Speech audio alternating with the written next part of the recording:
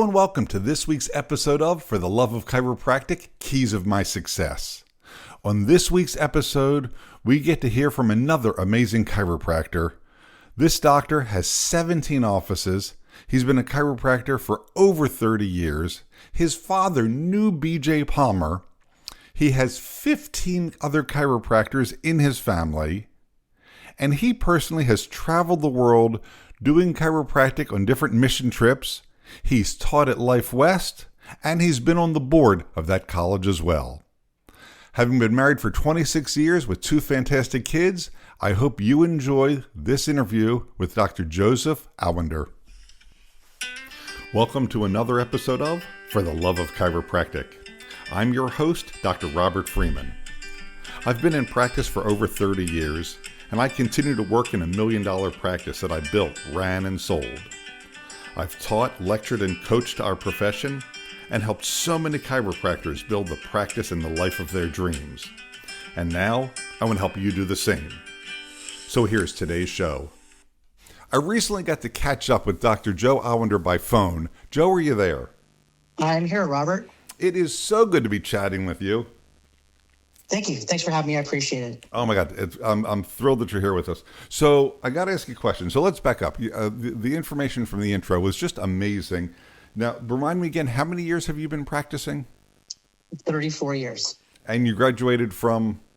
Life West in California. Yep. Perfect. All right. So can you briefly tell me about, how'd you become a chiropractor? Great question. So my dad practiced, he's a chiropractor, and he was actually in school when BJ was still alive. And so I decided to be a chiropractor because as kids, we'd always go to the clinic, my sisters and I, and we were filing x-rays or doing whatever, we're supposed to do. And I just kind of realized that these patients just adored my dad. They loved him. And one time I asked this old Italian guy, I said, why are you coming to see my dad? And why are you bringing, at Christmas time, you brought him this gift of some, I think it was like some wine or whatever. And I said, well, why are you giving this to him? And he said, well, your dad is the only person that has ever helped me with my health issues. He said, I went to a lot of medical doctors and no one's helped me but my dad. And then he gave him some, a gift for Christmas. And I thought, you know what? Wow, this gentleman actually was thought about, okay, I'm going to give my doctor a gift. I mean, who does that? Right. And I just thought, what a great job. I mean, your patients get better and they really appreciate you. I thought, that sounds like a pretty cool thing to do. And so actually I decided to go to chiropractic college. And actually my sister as well, too. She's a chiropractor. So we went to school together and it's been a great experience. Oh, that's really cool. So older sister or younger sister?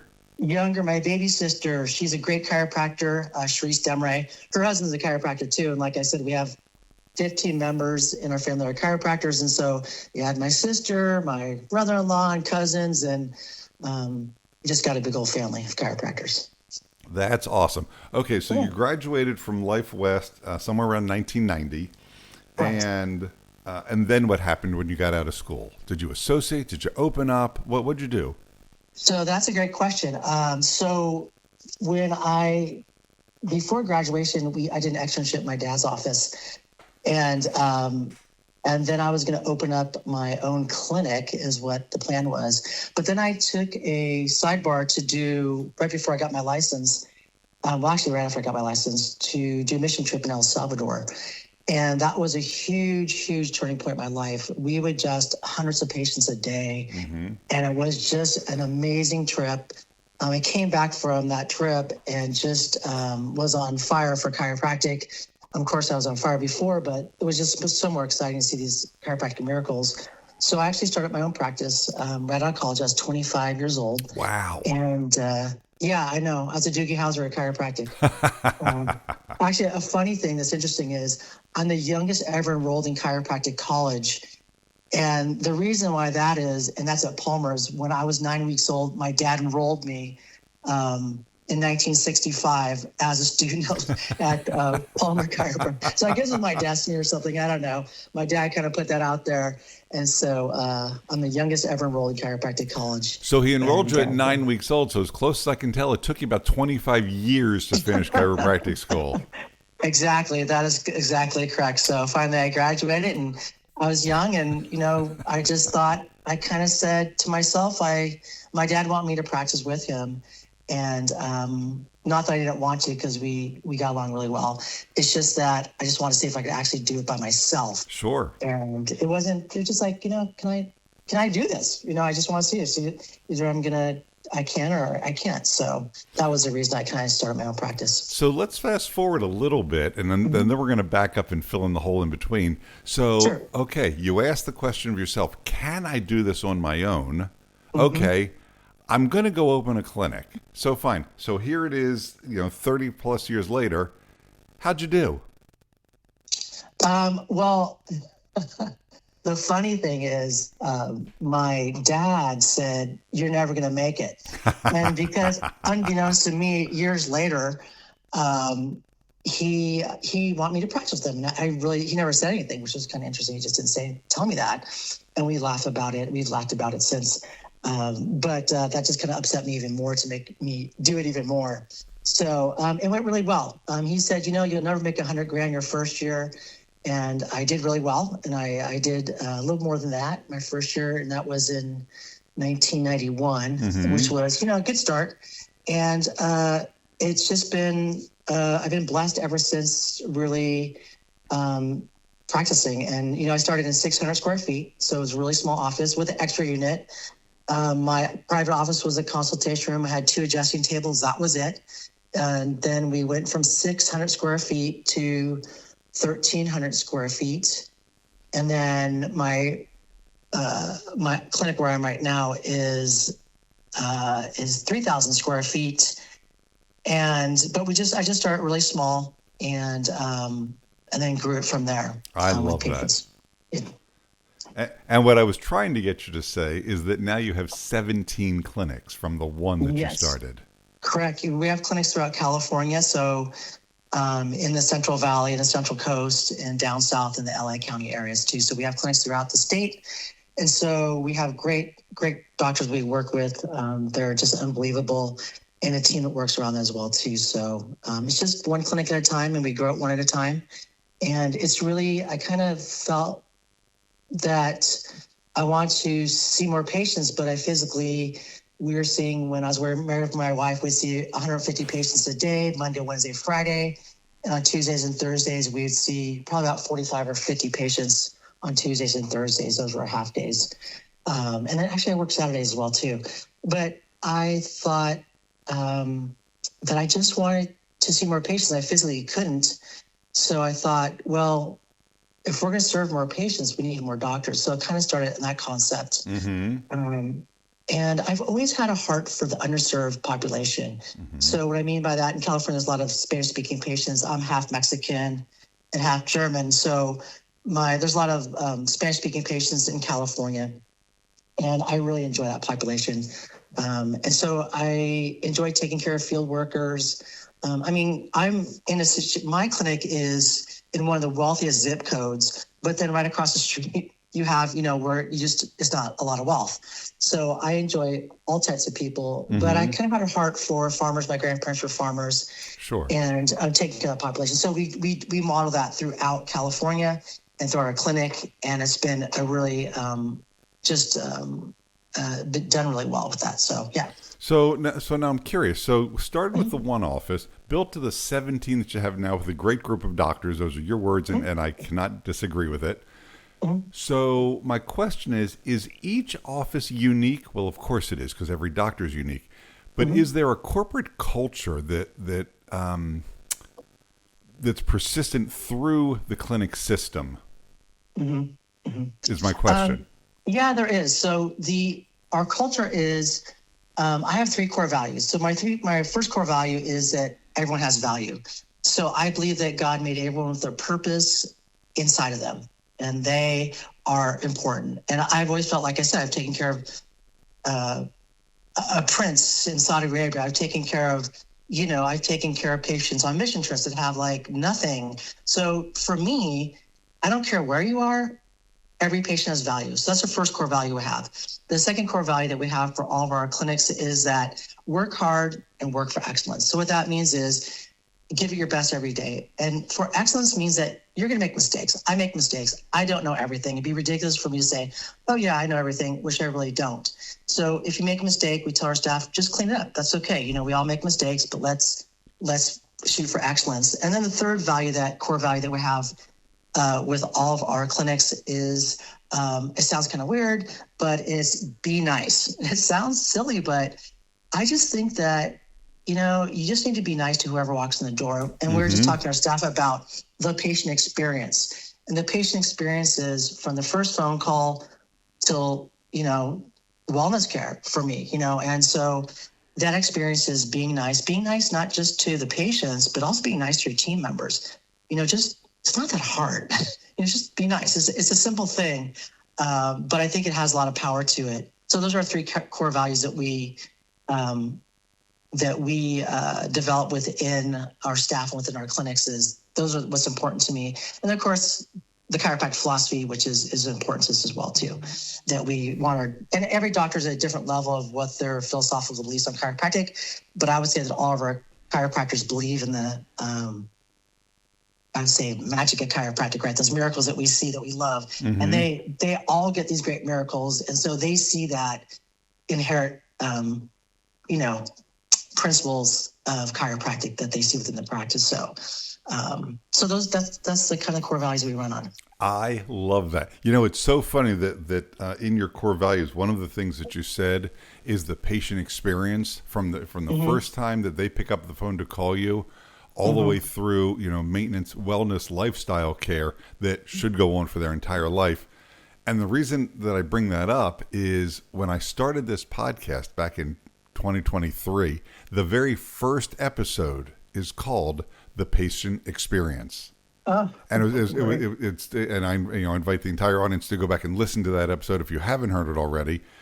And it talks about what is the experience that you're providing the patient. It's everything in your office, how the phone is answered, the music on the radio, all those things. And you and I won't spend time talking about that now, but it's funny that you mentioned it. Yeah, that is one of the most important aspects to think about that I think an awful lot of doctors don't.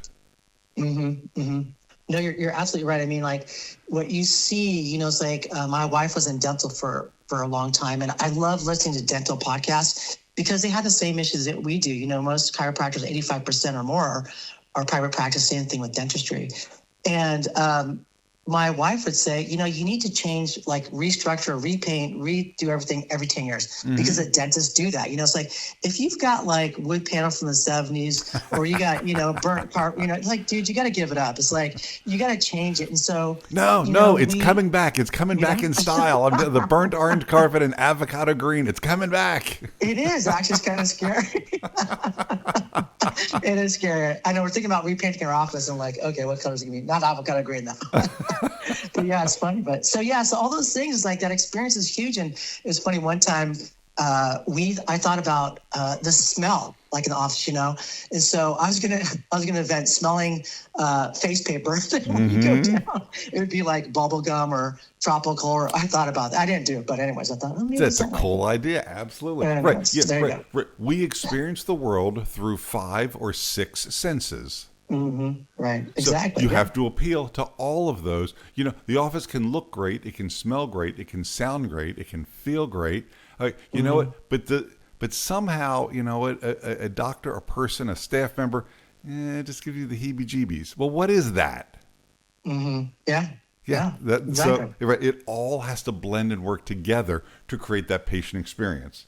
So, absolutely. So again, you've obviously created huge success. You've got a clinic system that's amazing, helping, obviously thousands and thousands of people, tens of thousands. So I've got to ask you, I want to start to roll up our sleeves and dig in. What do you say are your 3 keys of success? Sure. Well, and the thing about, doing, like you mentioned something, I was just reading an article today, but, okay, I got this huge success, but you know what? It really doesn't matter. You kind of got to throw that away because every day has to be a success. And so, when you're looking at being successful too, it's like, okay, you can't live on those past successes or your current successes. You have to kind of edge it towards, keeping that more successful. You can't just like say, hey, I'm successful because I feel like there's different flexion points in our practice or our clinics that you are successful. And so we all have our ups and downs. Everyone has their ups and downs. Sure. But it's like, I was just reading this really interesting article today about success is like not just standing on those laurels and saying, oh, hey, I'm successful, because tomorrow that can be washed away easily. So you have to keep working at that success. So for the 3 keys of success for me, the number one would be, for me, is God. And the reason I say that is I think it would be very hard to be a chiropractor and not believe that there's universal intelligence. And if we're following those 33 principles of chiropractic, right, the first premise is there's a universal intelligence in all matter, and it continually gives properties, actions, and maintains its existence. So there's got to be, so the Palmers didn't put it as a religion. It's not, chiropractic is not, but they put that major premise as an important thing. And for me, and patients will ask me, and I was just talking to another doctor the other day, he goes, well, what makes you the same question? I said, well, I believe that God is the number one aspect of my life to make me successful. I read successful books. I work hard, do those things. But to me, that number one aspect is realizing that God created me. God created each one of us. That's why I think everyone has value.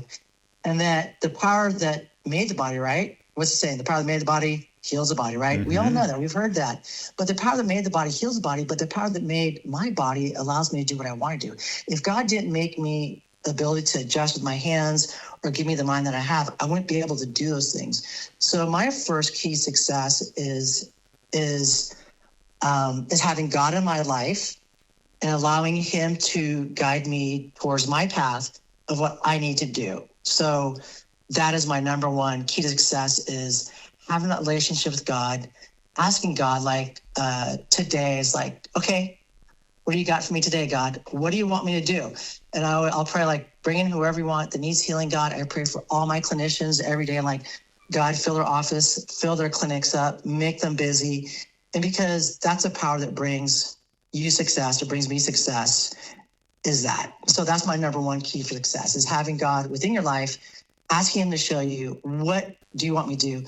How do you want me to be successful? And to success, that's different for every person, each chiropractor to do. Maybe it's one chiropractor seeing, 10 patients a day or 20 a day or whatever that is to you. That's different. So for me, for success is having God in my life and but asking God, what do I need to be successful? So that would be the first key success for me. Love it. The second. Go ahead. Yeah, what's number 2?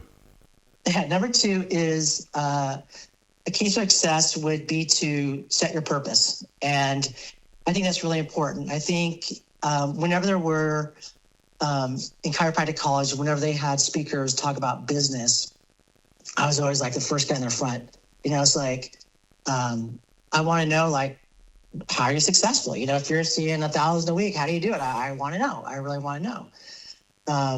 And so one of the things that I always heard was, when I was in chiropractic college, was setting your purpose first. And I think that's really important, because when you have your purpose, when things are hard and things are difficult, you always go back on your purpose. Why am I here? Because we all have. I've had times when, I'm writing my employees checks on a Friday night so they don't cash it, so they can't cash them until Monday, because I need money in my checking account, And but what would keep me going was my purpose. And so when I was in chiropractic college, the purpose that I felt that God brought to me was my office purpose is to heal the sick, the suffering, and the dying, and keep the well healthy spiritually, mentally, and physically through God. So that's my purpose for my office. And whenever things get difficult, and whether it's difficulties at home, business, where it may be, I just go back to that purpose. I'm like, okay, I can live with that. That will get me out of bed. That will keep me going. That'll keep my focus. So the first thing for me, again, is having God in my life and having him lead me. And number 2 would be setting my purpose. What's my purpose? And then the third key to success for me is to set goals. And I can put that in 2 things. Number 1 is setting goals. And when you're setting goals, and the second thing of that, setting goals, is to execute them. And So it's a kind of twofold thing because I've been setting goals since I was in 8th grade. My dad, when I was younger, took me to a lot of chiropractic seminars, and we would sit in these things as a kid in the back and just listen to them. And so one of them, he said, "Hey, I want to take you to a goal setting one." I'm like, "Okay." And this was from, gosh, I can't remember the guy that did the summer. But anyways, he was around the chiropractic community for a long time. And I started setting goals when I was in 8th grade. And it was amazing because when I set those goals, it was amazing that I reached those goals. It blew my mind away. And so ever since I was in 8th grade, I still to this day, I set goals. Just you can ask my family, like, oh, it's time again for dad to set his goals. So we do it every year. That's awesome. But to set them out, I set my yearly goals, my monthly goals, 2 years from now, 5 years from now. I'm even doing right now, thinking about succession plans, like how's that going to look like, what I'm going to like down the road and things like that. And I was just thinking about that today, actually. All right. So our time is starting to run short, and I've got to ask you a couple more questions. And the first one I'd have to ask you is going to seem like it's coming out of left field, but based on where you've come from and based on what you've built and what you're continuing to do, my question is it possible in today's world for a doc who's just coming out of school or a doc who's in practice and isn't successful yet to become wildly successful, or has the time passed? No, absolutely. Absolutely. You can be as successful as you want to be. I totally believe that. Absolutely. And the last part of the goal setting was execute. Just have that plan, that vision, and execute it, and you'll be, if you work hard, you'll get there. No question. I believe that. I love 100%. that. And I happen to agree with you 100% on that. So let's pick around the corner a little bit. Because you said that success is different for everybody. Every chiropractor can define it any way they want. My question, because I have you on the phone and you are such a huge success, how do you define business success? I define business success is reaching your goals and reaching your potential. Whatever that potential that you're supposed to be, you need to reach that. And that's how I look at business success and not at the sacrifice of your family. I find it sad that chiropractors or business professionals, make tons of money. They're successful, wildly successful in their business, but their family suffers. And I think that's a disgrace. I can't like listen to someone like, yeah, I'm successful, but my kids are, on crack in the corner. Like, yeah, that's not gonna work for me. I feel like my business success is in different dimensions, and each person getting healing and also financially. But then I want to make sure that success doesn't destroy my family. So I think, to me, that's important. So you're already beginning to answer my second question, which stumps a lot of my guests. So that's how you define business success, and I love it. How do you define personal success? Personal success would be, to me, is that on my gravestone, I want on my gravestone to say that Joe Awender was a great husband and a great father. For the people that I leave behind, that they're better off and that they are happy.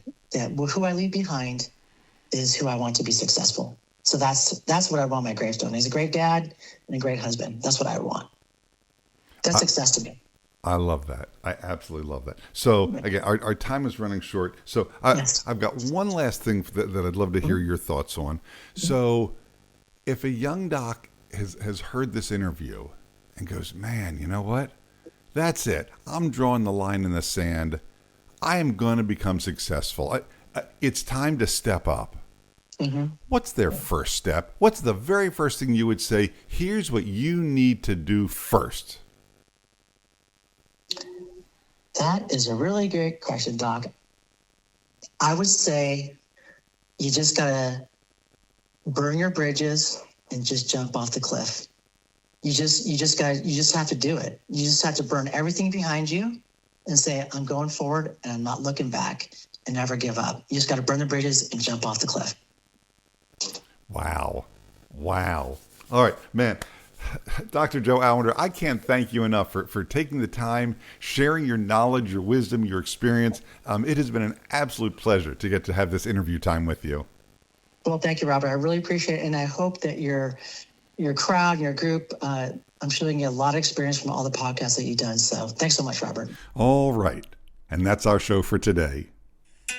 If you have a question about today's show or your own practice, feel free to reach out at fortheloveofchiropractic.com. Before making changes to your practice, be sure to seek legal advice regarding those changes and regulations in your state. For the Love of Chiropractic is an RGF production, all rights reserved. And thanks for listening. Original music provided by Hunter Rich Music.